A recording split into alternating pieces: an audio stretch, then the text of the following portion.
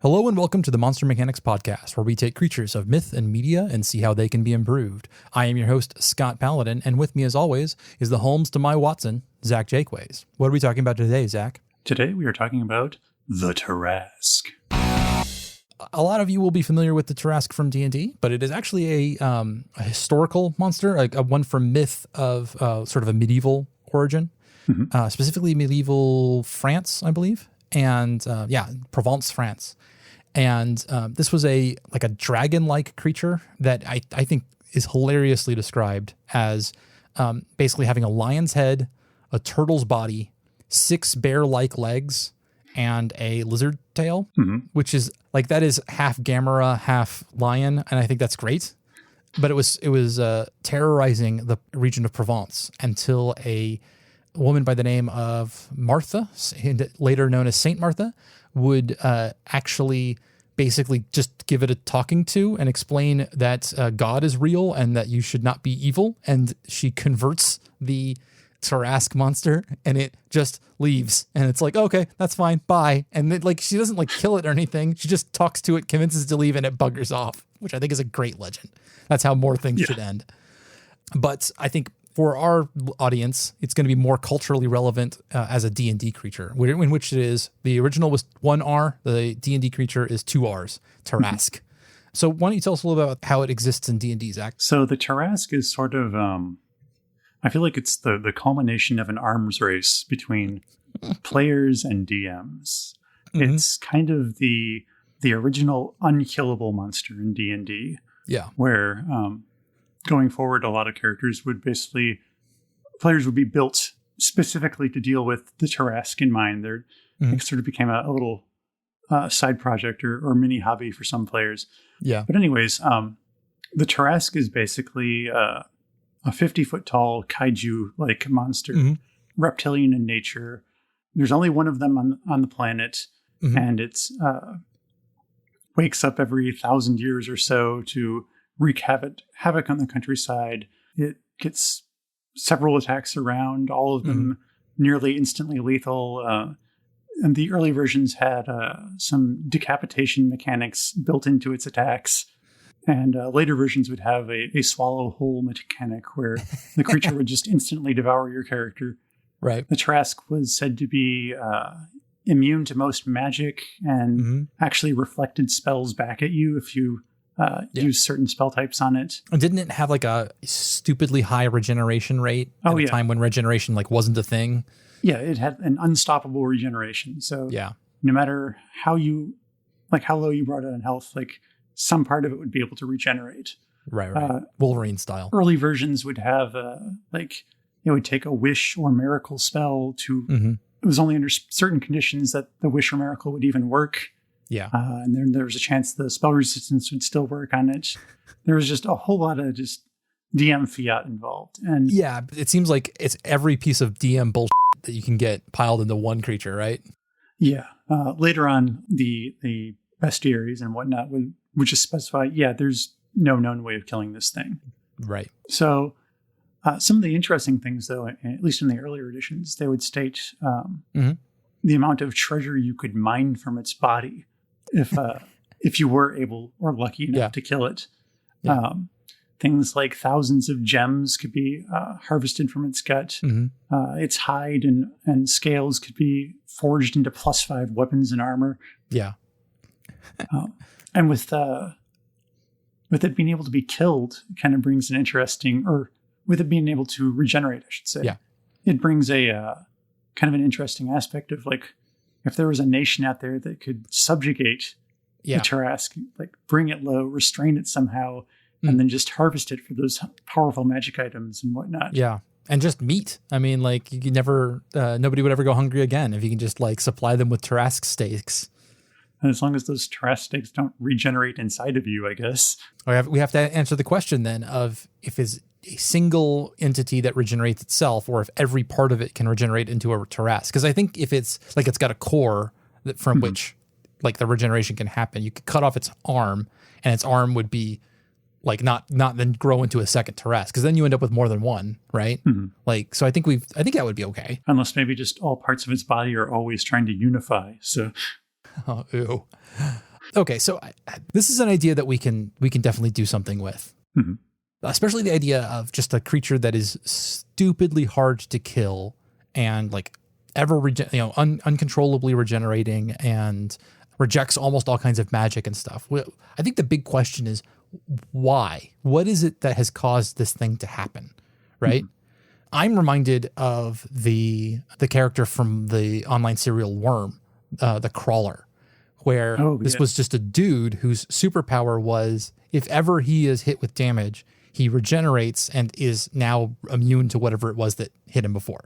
Mm-hmm. And by the time that the viewer sees him, he's like this 6-legged giant monstrosity dragon that is completely immune to almost everything because the guy has gone and sought out all of these things to hurt himself so that he could become immune to all of them. And it takes seriously... It's literally the embodiment of anything that doesn't kill me makes me stronger. Yeah. And I like that implementation a lot, but I guess we're not going to rip off Worm wholesale here. We can be creative on our own. So what's the origin? Let's sort of start from the origin and work towards our target, right? Okay. Are we talking about is this the avatar of a god or its favored creature or?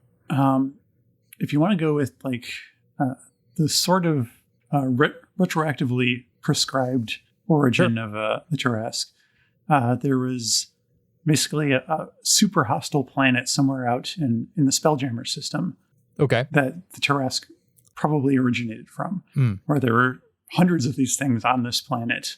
Right. And there's lots of lizard-like life on this planet. Okay. But that doesn't really give us a whole lot to work with there. Yeah. This sort of would imply sort of like a natural evolution or something like that. And I'm not sure that I'm totally here for that idea. Mostly because I'm thinking I love the idea that there is only ever one Tarrasque on a planet. Or wherever you are, there's just one thing. It's not like a species. It's just a thing that exists. Mm-hmm. And that sort of singularity of it, I think is kind of cool. It makes it special. It's not just one instance of a larger species, that instead it is something that was created to be unique. And I like that. What if, this is a little kind of out there, but what if the Tarrasque is like the heart of a planet? Okay. So it's so wait, is it the heart of another planet or is it the heart of the planet you're on? The planet you're on. Okay. Each planet, it's like a planet seed or something, or the core manifestation of this planet, or how the planet interacts with the inhabitants it has. Okay. Oh, interesting. So if you're living in harmony with your planet, then the Tarrasque is friendly. Yeah, it's a beneficial thing. Yeah. I'm reminded of Moana, where you take the heart out of the god and she turns into the demon. Oh, yeah. I like that. Just a manifestation of the planet as a whole. That's pretty cool. Yeah, and the reason you can't kill the Tarrasque is because it is the planet. And maybe that's more of a warning rather than you can't actually kill it. Don't kill the Tarrasque or you kill the planet kind of thing. Or you have it as the Tarrasque itself as a manifestation of the power of the planet, and you could kill it, but it would involve killing the planet. Attacking the Tarrasque directly doesn't have any effect because this is the projection of the planet's power. Yeah. As opposed to it itself is just it's like a summoned creature in a way. It's something that the planet creates, and you could destroy it, but doing so would involve killing the planet, going into its core and breaking it apart, or flooding it with toxins or something like that, where you have to actually attack the planet itself in order to attack this creature. And I also kind of like the idea that it makes dealing with the Tarrasque not the main issue. The Tarrasque is a symptom of the problem. So if you're trying to make amends to the planet somehow, that's how you pacify the Tarrasque rather than destroying it. Yeah, that's really cool. Okay, so does that mean that the Tarrasque's physical form changes? Is it something that can be wildly different from planet to planet, or even from relationship to it'll appear as a horrible monster to somebody who is not treating the planet well, but it'll appear as a lovely, beautiful creature if you are in harmony with the planet? Would that be different, or does it have something more sustained? Going back to that kind of that adaptation idea, I like the idea of it kind of developing an exterior and appearance designed to the task it needs, kind of, or designed to address a problem at hand. Yeah, and I'm thinking about, sorry, I got distracted by thinking about the possible etymology of the word Tarrasque, where you could have it like terroir or terra, and pulling, you might have to change the spelling a little bit, but it actually like pull it back into the idea of it being of the planet, Terra. Oh, yeah. Sorry. No, that's kind of a cool angle to take. Yeah. I'm thinking like maybe this is because it's a created creature. It's a manufactured element that the planet puts out. It's like, it doesn't, like if two people were looking at it at the same time, they're always going to see there is a physical creature there, right? And it really just matters what the planet needs to have happen. Like why it creates the Tarrasque in the first place is what form it creates. So if it needs to go to war with the inhabitants on its surface, then it creates this giant kaiju and attacks people. But if it needs to just interface and talk to people, then it creates a man-sized entity that can speak and talk and like interact with the people. And so it like each Tarrasque that forms is formed specifically for tasks. And then when its task is done, that's how the defeat of the Tarrasque actually happens, is you just like whatever task it was created for happens, let it complete its journey. And that also kind of goes to answer like why the Tarrasque isn't like just like this common thing you see, like you only see it every 1,000 years when it wakes from slumber, like, because that's like the time scale that the planet works on. Like, right. It's not going to have like an instant reaction to every little thing that happens. Exactly. Something big has to happen that it has to put right. Something has, the rise of an empire or the creation of like pollutants or something like that, something that would like actually affect the planet as a whole. Or maybe it's also on a longer scale, it's also things that like aren't necessarily problems, but that they're things that the planet wants, quote unquote, wants to do. I guess we have sentient planets in this world. So hey, I'm for it. Yeah. So like planets have cycles of things like climate. You might call like mass extinction events, things that like are like part of the natural progression of the planet. And so maybe occasionally it creates something like the Tarrasque in order to instigate one of those changes, so it creates a Tarrasque that leads to an ice age. It creates a Tarrasque that ends the ice age. It creates a Tarrasque that starts to split the continents apart. Like it's the manifestation of the planets changing. It's a planetary avatar, basically. Yeah. And I love the idea of it being like literally like, okay, we need to start this whole continental drift thing. So it creates a big monster that literally like tears a continent apart. Oh yeah, that's awesome. Like with its hands. That's freaking sweet.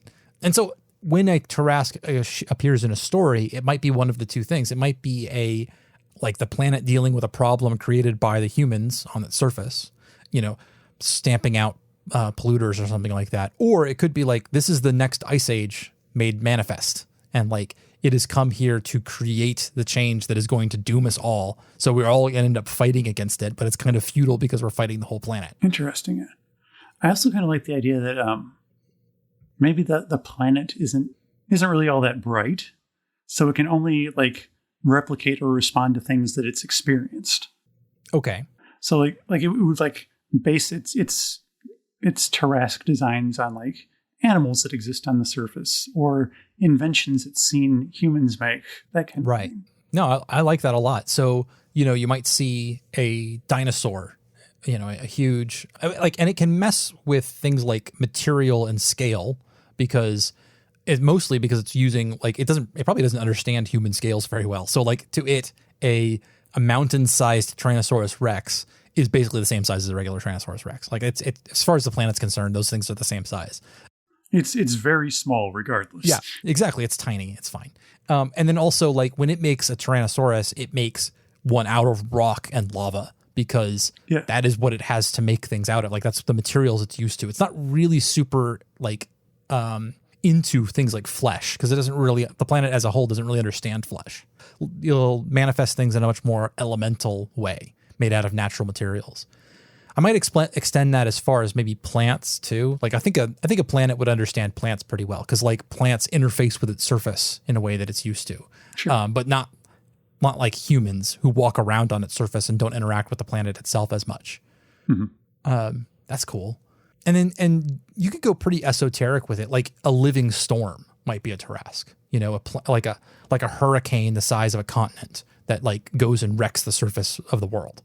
That could be really cool. And it's there, maybe sometimes what it's there to do is very hard to figure out. Like, because it's coming from the motivations of a planet whose desires are very strange to humans.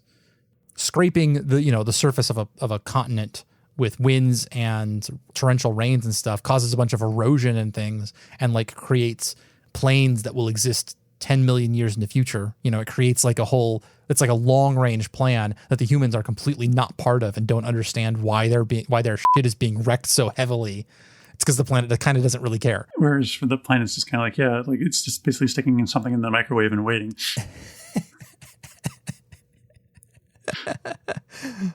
I like that take on the Tarrasque. That kind of like makes me think of like how the canon Tarrasque in D&D is all reflective to magic and whatnot. Like, what would get a planet to the point where it decides it needs to be immune to magic in some way? Ooh, well, I mean, like several settings, including things like Discworld, have dealt with the idea of like mage wars. Oh yeah. When magic users get powerful and start like flinging big spells around, it can cause a lot of damage. Mm-hmm.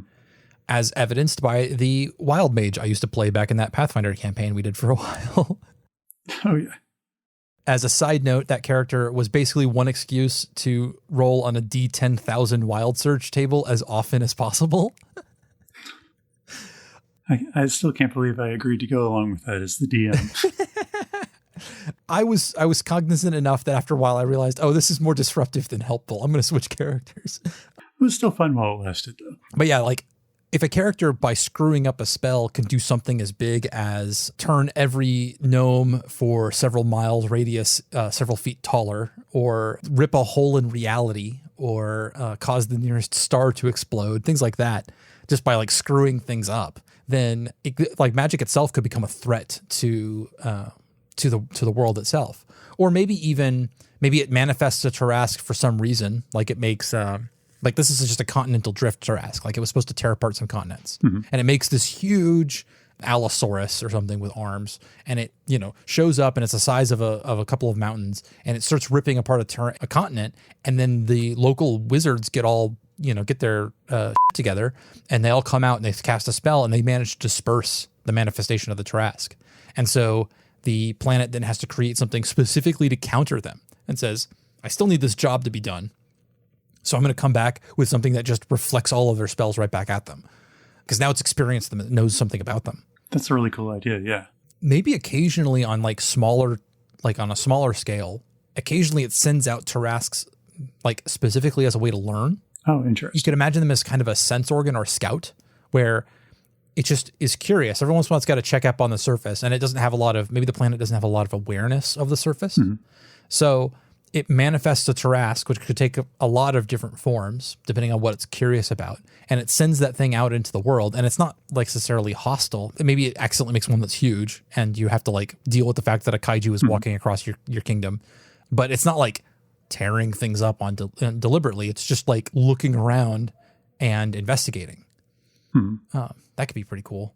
Yeah, or it's basically just like it's the equivalent of like, I'm bored. What's going on right now? Yeah. What are you guys up to now?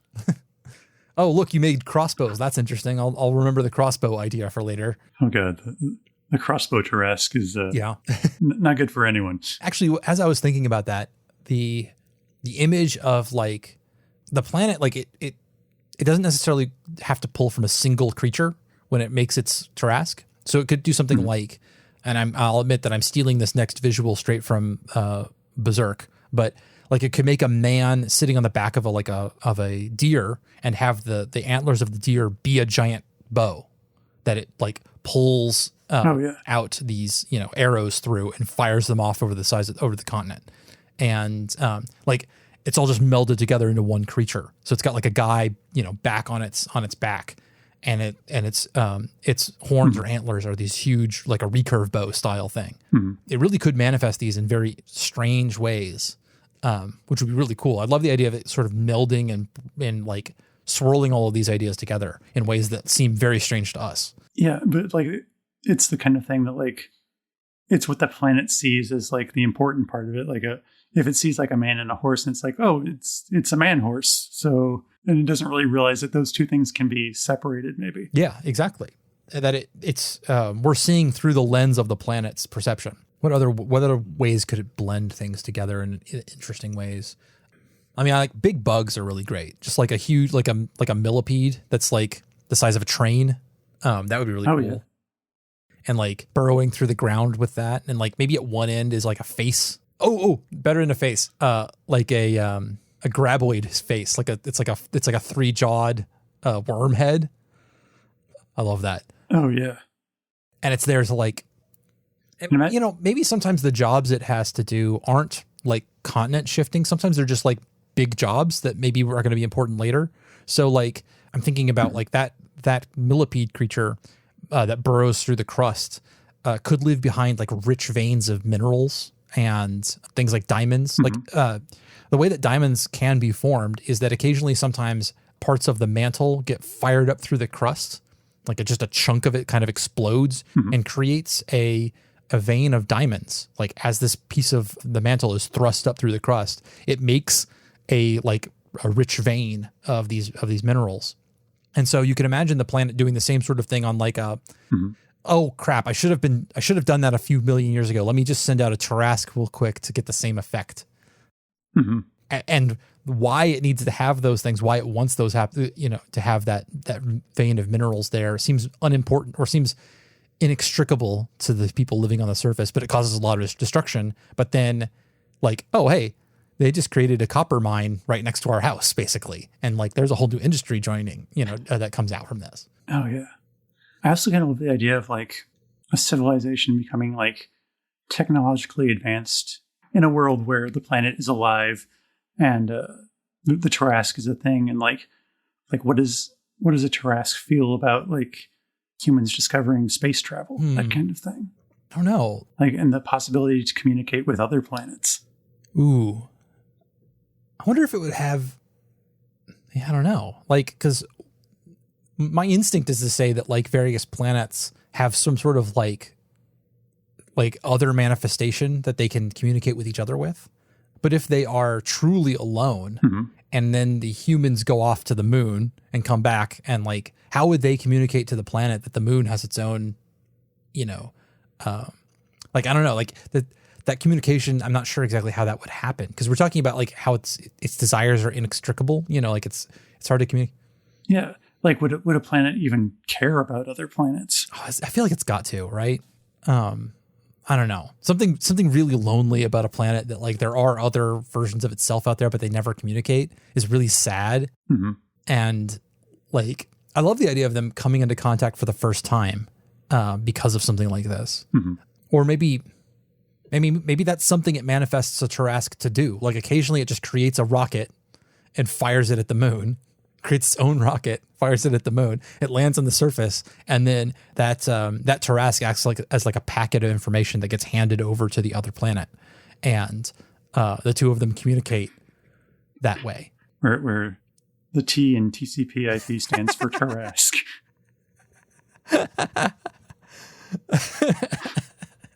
Yeah, exactly. And then like, well, I guess maybe that's like when it learns about the existence of rockets, that's when it like gets this idea. Whereas before it was having to, I don't know, fire asteroids out of volcanoes like cannons or something like that to get them into space. Which is kind of an awesome idea already. Okay, so there is a real phenomenon where if a big enough asteroid or other projectile comet or something like that hits the surface of a planet, it can actually eject bits of the crust out into the world, out into space, which then fly around, and then sometimes those things come falling back down onto another planet. So like there are meteorites here on Earth that were originally the crust of Mars. Oh, crazy. Really, really bonkers. In fact, some of what we know about ancient Mars is from meteorites that we found here on Earth and were able to drill into and find little micro pockets of atmosphere and stuff like that. And they're very hard to keep from being contaminated. It's a whole deal, but it gives us... Oh yeah, I can imagine. Yeah, but it gives you like an unprecedented ability to learn about another planet. And maybe those little bits of the planet itself carry some part of its essence, its being, like the mind inside. And so occasionally with one of those pieces, like, you know, in this scenario, Earth and Mars have their own intelligence, right? And one of them gets ejected off into this, you know, gets a bit of it ejected off into space, which floats around for a few million years and then comes back down on the other planet. When that bit lands on the other planet, that little bit of the original planet's mind, so a little bit of Mars's mind would have fallen to Earth. And then when it impacted, kind of melded into Earth's mind. And then Earth now knows about Mars and knows that there's another mind out there that it can communicate with. And so then it starts developing the, like I said, the planets that fire, the volcanoes that fire planetoids into space to send little bits of itself literally over to Mars to communicate. Interesting. So we got planetary memes now. Yeah. Or I kind of love the idea of like that's how like things like you get some really cool sci-fi ideas out of that, like, you know, faster than light travel or something, maybe transferred by like planets long before the inhabitants ever figure anything out. Oh yeah, about that. Where like the planet of an advanced race sends some of that information out to other solar systems. Yeah, that's cool. I'm down for that. It'd also be kind of interesting, like, what if there was some kind of equivalent for like stars or something? Yeah, I don't foresee a reason for there to be like, I mean, we're getting a little bit closer to our Phoenix's idea, but oh sure, yeah. But yeah, I think that in this world, the Phoenix or the in fact, maybe this is just part of the same cosmology. Oh yeah. Although at that point, I think the planets were eggs, and I don't think the egg has a mind inside it the same way that a living creature would. Yeah, not quite so much. But you could totally meld those if you wanted them. I love the idea of like a star like evolving its Tarrasque or whatever into like sunlight or something as its information delivery system. And I'm also thinking about like the mind that exists within this matter, within this, maybe also like if that planet was broken apart, might sort of exist still as a distributed network amongst them. So you have like a living asteroid belt, or like one of the prevailing theories about the formation of the moon is that at some point early in Earth's formation, another planetoid hit Earth at a particular angle at a particular speed, and it flung off a chunk of the planet's mass, and that which then solidified and formed our moon. And so like there might actually be sort of a resilient link between Earth and the moon where they once were one. And so because they have that, they kind of have a latent ability to communicate with each other and to like share knowledge. And so because they're part of the same system. And maybe that when they do their thing about transferring the rock between them, that builds a link over time that gets stronger and stronger. That the more they do that and transfer their matter between them, that like it helps them like maintain a connection over time. Like it not just does it like send the information from one to the other, but it actually like interesting starts to build a hive mind. I'm building us towards a hive mind is what I'm doing. Sorry. Well, it was inevitable, wasn't it? I realized what I was doing about halfway through, and I was like, well, okay, I'm just going to steer into it now. We're going to have a galaxy-wide hive mind. But you realize what that means is we can have a galaxy Tarrasque. A Tarrasque for the whole galaxy. This is just the natural evolution of our player versus DM. As much as bullshit as that idea is, this is the natural outgrowth of it. Yes, where you defeated the Tarrasque of the planet. Okay, well the Tarrasque of the solar system's after you now. Oh, you defeated that. Okay, Tarrasque of the galaxy. Its arms are made of nebulae, and its head is made of supernovas, and it's just going to devour you. Yes. And you deal with that, and we're going to go into the multiverse Tarrasque idea I've got brewing. Yeah, where its claws are infinite realities folded onto themselves like a single blade. I love it. Okay. Yeah. I knew when we started this idea that we were going to go into some crazy cosmology, and I'm all for this. Yeah, well, and it makes sense because we're talking about the planets that were formed out of the same matter are sort of compatible with each other and they maintain that connection. Well, all matter was created during the Big Bang. Like it's all innately connected originally. So it all has that sort of latent connection that could be formed over time as things got stronger. So I think that's pretty cool. And you could have like living nebulae and stuff like that. I love that. I also kind of like the idea that like while the planet is doing like all it can to like kind of maintain its local reality, like its connection to these other planets. Maybe has it like, maybe it's aware of like the heat death of the universe or something, and like it's slowly working together with the other planets in the system to find a way to deal with that. I think their answer is the big crunch. Like that's their solution. Okay. So yeah, there's the two theories, in case there's actually three, I think, technically, but there's two ideas, which is like, okay, the universe is expanding. What's going to happen in the future? Does it expand infinitely forever until we have what's called the heat death of the universe, where all energy is converted into heat and molecules become too far apart to interact with one another and everything just dies that way? Or are we going to have a point where everything starts to reverse and the universe is no longer is expanding, it's now contracting?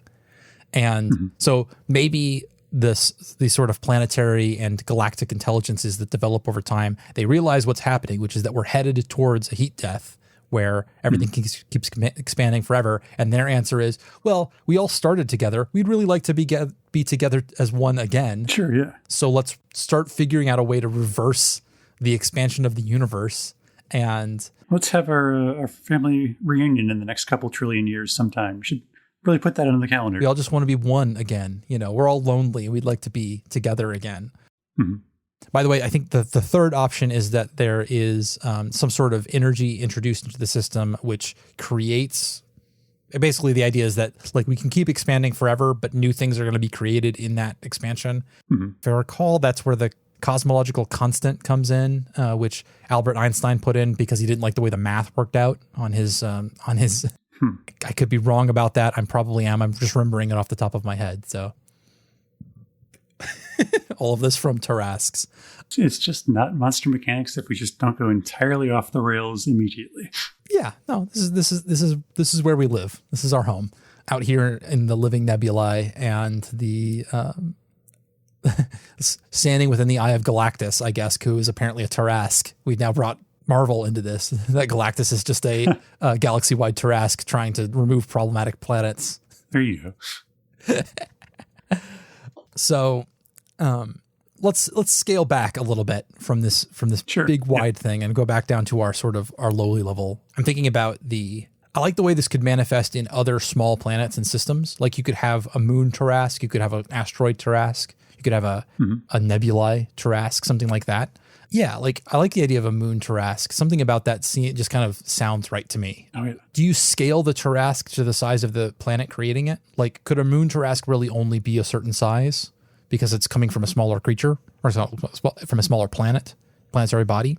I'm not certain. Like, I feel like there doesn't necessarily have to be a correlation there because, as we were talking before, like it kind of develops it to suit the task needed. And it may be just that the tasks it needs maybe aren't always as big, but that it could make a huge one if need be. I'm thinking of, there's the various interpretations of what the surface of the moon looks like to people in myth. So there's the man in the moon in Western myth, but like in Eastern myth, they talk about the rabbit in the moon. And so I can imagine like that actually being a thing that the surface people on the planet see occasionally, is that like as the moon is doing something, it manifests a Tarrasque big enough to be visible, or the effects of it to be visible by the naked eye. So one of those volcano catapults just happened to launch some hapless rabbit to the moon. And the moon's like digesting this information, and like in the middle of this packet, there's just this rabbit carcass.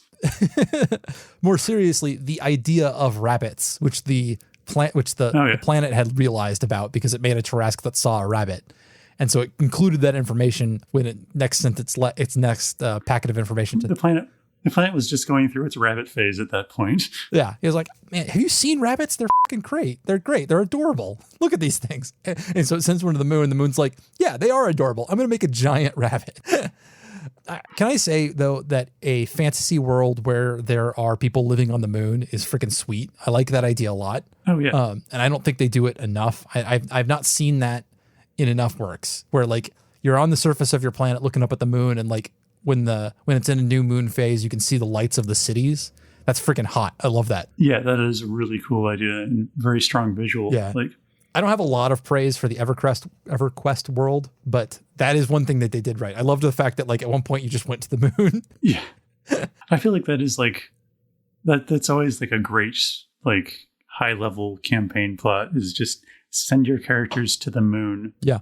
Or space for that matter. Like just that's again, it's no secret that I love Spelljammer. So like, you know, okay, let's go to, we're done with this planet. Let's go to space now is a great move for me. Yeah. Let's see. What else can we cover on this? Well, okay. So we've talked a lot. We've built a whole cosmology here. So let's sort of try to bring it into how you might use this in some storytelling. We're obviously in an RPG world. So I guess we're going to be kind of framing it as though it was part of an RPG, like a campaign or something like that. Mm-hmm. What is like an adventure hook we could use for this? I mean, there's the really obvious, there's a monster rampaging through the countryside. How are you guys going to deal with it? Is there something else that's a little bit less obvious that we could do with this? Maybe they meet the like investigatory Tarrasque, and what would that encounter look like? Maybe.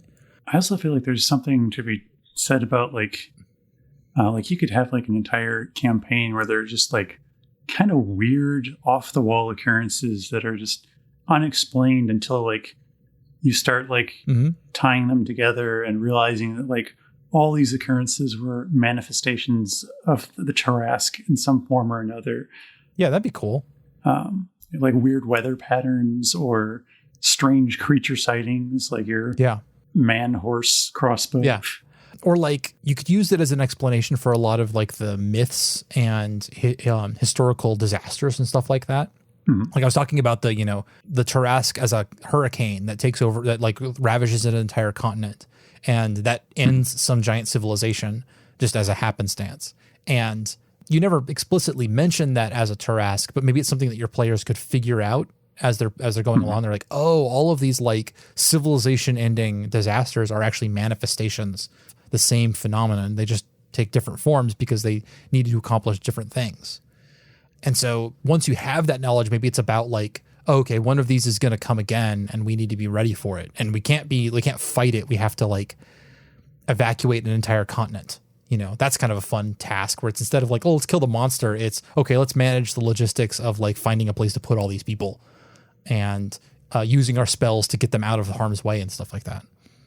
I think another like kind of difficult thing to balance there is just the scale on which the events are happening. Like where you've got, or at least from the planet's point of view, like it's not going to make sense to have multiple Tarrasque events like within the span of like a couple months or something. No, it's got to be like over centuries, right? Yeah, which good luck if you're trying to run a campaign like that. Which is why I was talking about like it's you're putting together historical events where it's like, okay, these things were captured in on pottery shards, as we're like digging through the archaeological digs, figuring out what's going on. And like these things get passed down as legends, about the great Thunderbird and stuff like that like flew through the sky and like ravaged our civilization as it like created clouds or something like that. On the other hand, for a very like this would be a really interesting way to run a campaign would be to like run a campaign over the course of thousands of years. Oh, yeah. If your players like elves or something like or even just they're playing different characters over the course of thousands of years. Sure. You could do something along the lines of maybe your characters are like reincarnated, like they're living through life cycles where. Oh yeah. And in fact, you could come up with some rules together, which would be interesting. Like the first part of your each particular life cycle, like you live for X number of years before any of the memories of the old one comes back. And then over time, more and more of your old lives start coming back. And you could use that as a way to introduce like XP, basically, where you can like, instead of your character starting off and then like going on adventures to like get stronger, it's that they're remembering more of their past lives and more of that old character sheet sort of starts breaking its way back into your current one. And you have like the physical stats of your current body, but then also like the mental stats of all of the sort of overarching character that you're playing over and over again. And so like each session of your game is a new little one shot over the course of this long adventure. That's a cool. Yeah, that's pretty wild. I like that. So I got another idea. Yeah. So we kind of talked about how like the end goal for these planets is like the big crunch or whatever. And maybe to deal with that, like these planets are learning like ways to manipulate time and space. Okay. So maybe one of the manifestations of the Tarrasque is like these portals backwards in time. Oh, yeah, because they're experimenting with ways to reverse. And so, yeah. So the players like get wrapped up in that aspect and like get sent back in time by accident and are able to see more and more of these things. Like maybe like suddenly every Tarrasque like retroactively becomes a time portal or something. So the player is able to experience every instance of like what the Tarrasque is by porting through these rips in time. Yeah, yeah. As the planet is trying to figure out how to send itself backwards. Yeah, that's really cool. Yeah, I like that a lot. Yeah, you could go some really weird angles with this. I like it. To be more simple about it, if they were just going to encounter just the one, and then you weren't going to turn this into a giant overarching. I mean, you could, honestly, one of these things itself is a big enough threat to a civilization that you really only need the one to be a whole. Yeah, basically the central conflict of a whole arc. And so then instead of it being, again, like I said, instead of it being a scenario where it's let's fight this big monster, which you could go that route if you want. Although I like the idea of the central tenet that like if you defeat it, the planet's just going to send another one to accomplish the goal that it needs to have happen. So instead, the game becomes a sort of investigation where they're trying to figure out what it is that the planet's trying to accomplish, and then figure out either how to meet those requirements with less damage and less death all around, or to just like get people out of the way. Is an interesting non-conflict way to handle that. Like that's a different sort of puzzle to solve, which I like. Yeah. Well, I think we're coming up on 50 minutes, so I think we've hit peak Tarrasque here, and we've already gone to the end of space and back. So unless you've got anything else you want to cover. Yeah. No, I think that far exceeded my expectations when we started talking about the Tarrasque. Yeah, this is a much better version than that's in the D&D. The other D&D one doesn't have any like sense behind it, where like there's no reason for it to exist. It just does because the DM hates his players and wants to screw them over a little bit. This one's got a whole story behind it, which I like. Yeah, here's a very interesting vehicle to provide a memorable campaign or story for your players. Yeah. All right. Well, that's it for us then. Bye. Until next time. Thank you for listening to this episode of Monster Mechanics. We are still looking for listener questions, so if you've got anything you'd like us to talk about, hit us on Twitter at MonsterMPod or email us at monstermechanicspodcast@gmail.com. Now for the credits. Monster Mechanics is produced and edited by me, Scott Paladin, and hosted by myself and my best friend, Zach Jaquays. All of the ideas generated during this podcast are released under a Do What the F*** You Want public license.